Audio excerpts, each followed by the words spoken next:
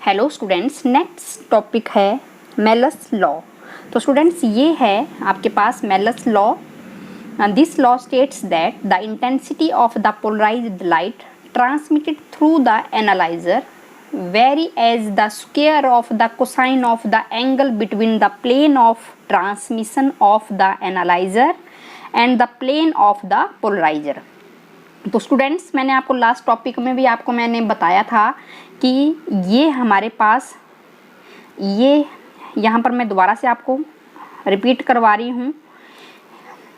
ये हमारे पास एक पोलराइज़र P है और इसके आगे हम एक एनालाइज़र A ले रहे हैं। इससे हमने ये डिस्कस किया था कि जो नेचर होता है लाइट का वो कैसा होता है, ट्रांसवर्स नेचर होता है लाइट का। तो यहाँ पर आप देख रहे हैं कि ये हमने पोलराइज़र P लिया है और ये एनालाइज़र A लिया है।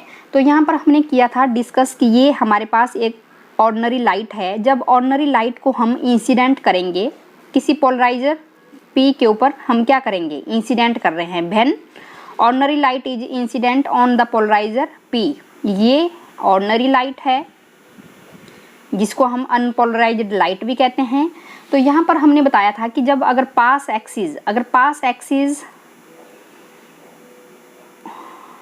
एक्सिस कैसा है, यहाँ पर जो अनपोलराइज्ड लाइट है वो कहाँ पर इंसिडेंट कर रही है, इस पोलराइज्ड P के ऊपर इंसिडेंट कर रही है।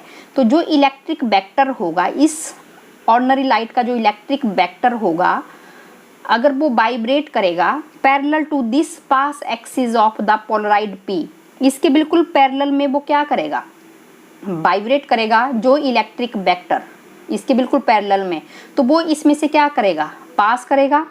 जब इलेक्ट्रिक वेक्टर जो ऑर्डिनरी लाइट होगी, ऑर्डिनरी लाइट तो क्या कर रही है students, distributed in all the direction, लेकिन वही इलेक्ट्रिक वेक्टर यहाँ से पास हो पाएगा जो इसके जो यहाँ पर हमने क्या लिया है, पोलराइज़र लिया है जो इसके बिल्कुल पास एक्सिस के बिल्कुल पैरेलल में हो। ये हमारे पास ऑर्डिनरी लाइट की डायरेक्शन है और ये हमारे पास जो पास एक्सिस हैं वो हैं। तो वही इलेक्ट्रिक वेक्टर इसमें से इजीली क्या हो जाएंगे, वो पास हो जाएंगे। अगर ये डायरेक्शन हमारी इलेक्ट्रिक वेक्टर की है और ये जो डायरेक्शन है, अगर ये पास एक्सिस की डायरेक्शन है तो यहाँ पर ये ब्लॉक हो जाएंगी, कोई भी लाइट आगे पास नहीं हो पाएगी। तो यहाँ पर जो डेफिनेशन में मैंने बताया था कि जो रिस्ट्रिक्ट रहेगा, जब vibration of light wave in a particular direction in a plane perpendicular to the direction of propagation of light is called polarisation. तो ये हमारी ऑर्डिनरी लाइट है जो यहाँ पर पोलराइजेशन, जो पोलराइजर P के ऊपर इंसिडेंट कर रही है। तो जो आगे जो ट्रांसमिट होने वाली जो लाइट है उसको हम बता रहे हैं ये पोलराइज्ड लाइट है। तो ये पोलराइज्ड लाइट है। आगे हमने एनालाइज़र यहाँ पर यूज़ किया था, ये पोलराइज्ड लाइट है और ये एनालाइज़र हमने यूज़ किया है। अगर एनालाइज़र के जो पास एक्सिस हैं वो भी अगर क्या हैं, पैरेलल में हैं, तो पैरेलल में तो जो इलेक्ट्रिक वेक्टर होगा जो इस बिल्कुल जो पैरेलल में है इस पास एक्सिस के, वो इजीली यहाँ से क्या हो जाएंगे, पास हो जाएंगे। तो यहाँ पर भी हमें क्या मिलेगी, पोलराइज्ड लाइट मिलेगी। तो ये हमने स्टडी कर लिया है, लेकिन किया है अगेन हमने क्या लिया है, एक ऑर्डिनरी लाइट लिया है, ऑर्डिनरी लाइट यहाँ पर लिया है, अनपोलराइज्ड लाइट लिया है और यहाँ पर आपने डॉट भी लगाना है। और ये कहाँ पर इंसिडेंट करेगी स्टूडेंट्स, ये पोलराइजर P के ऊपर इंसिडेंट करेगी। जब ये दोनों की डायरेक्शन अगर पैरेलल होगी तो यहाँ से ये इजी वे में जो इलेक्ट्रिक वेक्टर्स होंगे जो पैरेलल होंगे, किसके पास एक्सिस के बिल्कुल पैरेलल में होंगे, वो वाइब्रेट होंगे एक पर्टिकुलर डायरेक्शन में, और पर्टिकुलर डायरेक्शन में वाइब्रेट होने के बाद वो इजीली यहाँ से क्या हो जाएंगे, पास हो जाएंगे। तो ये हमें क्या मिलेगी, कैसी लाइट मिलेगी, पोलराइज्ड लाइट मिलेगी पर्टिकुलर डायरेक्शन में, ठीक है, in a plane perpendicular to the direction of propagation of light. तो इसी को ही हम क्या बोलते हैं, पोलराइजेशन। तो ये पोलराइज्ड लाइट हमें यहाँ पर मिल गई है। इसके बाद यहाँ पर हमने एनालाइज़र यहाँ पर यूज़ किया है, लेकिन जब एनालाइज़र की जो डायरेक्शन है वो इस तरह है, तो जो यहाँ से जो लाइट होगी, जब वो एनालाइज़र के ऊपर पोलराइज्ड जो लाइट है वो इंसिडेंट हो रही है एनालाइज़र A के ऊपर, तो ये पूरी तरह से ब्लॉक हो जाएगी, क्योंकि ये हमारे पास जो डायरेक्शन है पोलराइज्ड लाइट की वो ये डायरेक्शन रहेगी और ये आगे ये क्या कर देगी, उस लाइट को ब्लॉक कर देगी, नो लाइट, यहाँ पर हमें कोई लाइट नहीं मिलने वाली है। तो यहाँ पर मैं क्या कर रही हूँ कि जो भी लाइट है जो ट्रांसमिटेड हो रही है कहाँ से, पोलराइजर से अगर ट्रांसमिटेड हो रही है तो उसका हम एम्पलीट्यूड हम ले रहे हैं। तो जैसे मैं ये ले रही हूँ, let E be the amplitude of the light transmitted by the polariser. ठीक है, तो यहाँ पर आपने बता देना है थीटा एंगल होगा किस किस के बीच में, पोलराइजर और एनालाइजर के बीच में एंगल होगा।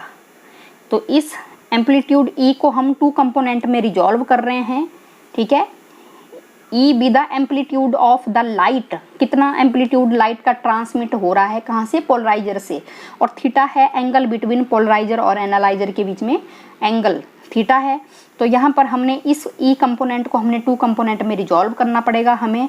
यहाँ पर जहाँ पर थीटा एंगल है उसको हम ई कॉस ऑफ थीटा नाम देंगे,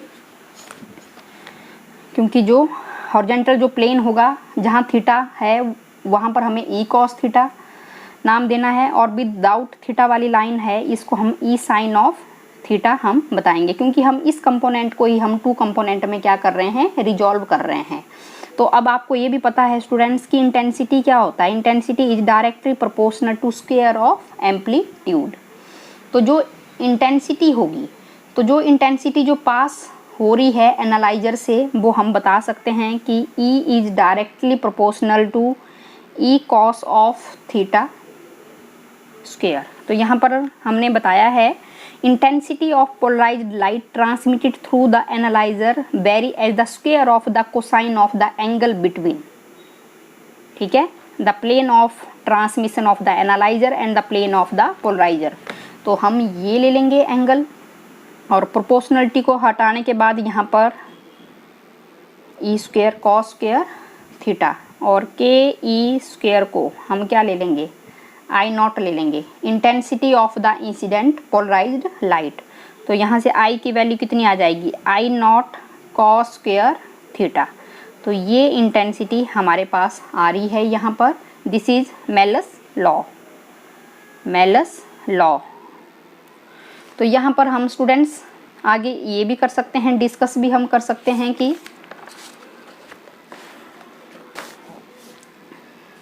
कंडीशंस भी हम देख सकते हैं कि फर्स्ट कंडीशंस में हम स्पेशल जो केस हैं, फर्स्ट केस में मैं बता सकती हूँ कि when theta is 0, when theta is 0, जब स्टूडेंट्स थीटा 0 होगा तो यहाँ पर आप देख रहे हैं इस डायग्राम में, देखो आप, जो पास एक्सिस हैं पोलराइजर और एनालाइजर की दोनों पैरेलल हैं। ये पास एक्सिस हैं, ये बिल्कुल पैरेलल में हैं किसके, जो इलेक्ट्रिक वेक्टर जो वाइब्रेट हो रहा है सेम डायरेक्शन में। तो यहाँ पर थीटा क्या है स्टूडेंट्स, इस केस में 0 डिग्री है, 0 डिग्री है, क्योंकि आप देख रहे हैं यहाँ पर जो प्लेन है पोलराइजर और एनालाइजर दोनों की डायरेक्शन आप देख रहे हैं सेम है, सेम डायरेक्शन में है, पास एक्सिस दोनों पैरेलल में है। जब पैरेलल में है तो थीटा क्या होगा, इन दोनों के बीच में 0 डिग्री होगा। जब 0 डिग्री होगा तो आप यहाँ पर बता सकते हैं I is equal to I naught cos square theta. जब थीटा यहाँ पर 0 पुट करेंगे तो कॉस 0 1 होगा, तो I is equal to I naught. तो यहाँ पर हमें लाइट यहाँ पर मिल रही है, ठीक है, लाइट मिल रही है, कुछ ना कुछ वैल्यू आ रही है। व्हेन थीटा इज 90 डिग्री, तो ये हमारा आप देख रहे थे ये पोलराइजर है, इसकी पास एक्सिस ऐसे बनाई थी हमने, और ये एनालाइजर है, इसकी पास एक्सिस इस तरह है। तो दोनों की जो डायरेक्शन है वो कैसी है, 90 degree, theta is equal to 90 degree. तो यहाँ पर आप बता सकते हैं कि जो plane of polariser and analyser वो दोनों एक दूसरे की क्या हैं, परपेंडिकुलर हैं। तो I is equal to I naught cos square theta, theta क्या होगा 90 डिग्री। तो कॉस 90 क्या होता है स्टूडेंट्स, 0 होता है। तो आई इज इक्वल टू 0। तो यहाँ पर जो इंटेंसिटी होगी इंसिडेंट लाइट की वो क्या हो जाएगी, 0 हो जाएगी, ठीक है। तो यहाँ से आपको लग गया पता कि जो इंटेंसिटी यहाँ पर आप देख रहे हैं जब पैरेलल में है तो यहाँ पर हमें लाइट मिल रही है, और जब परपेंडिकुलर डायरेक्शन में है तो हमें कोई लाइट नहीं यहाँ पर मिल रही है। तो यही हमारे पास क्या था, मेलस लॉ था। तो इसको आपने करना है, बिल्कुल इजी टॉपिक है, इसको आपने प्रैक्टिस करना है।